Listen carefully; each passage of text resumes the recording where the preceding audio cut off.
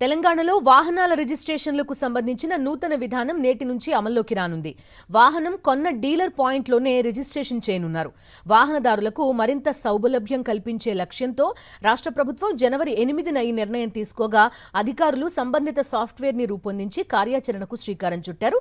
హైదరాబాద్ మాదాపూర్లోని ఒక షోరూంలో నూతన ఆన్లైన్ విధానాన్ని ప్రయోగాత్మకంగా చేపట్టారు. షోరూంలో 4-వీలర్ కొనుగోలు చేసిన వాహనదారుడికి రిజిస్ట్రేషన్ పూర్తి చేసి పత్రాల్ని అందించారు.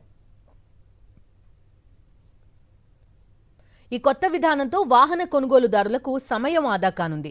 రిజిస్ట్రేషన్ కోసం రవాణా శాఖ కార్యాలయం చుట్టూ తిరగాల్సిన అవసరం ఉండదు.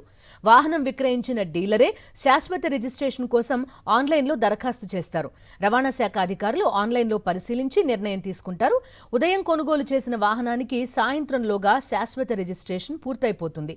సాయంత్రం కొనుగోలు చేస్తే మాత్రం మరుసటి రోజు ప్రక్రియ పూర్తవుతుందని అధికారులు చెప్తున్నారు.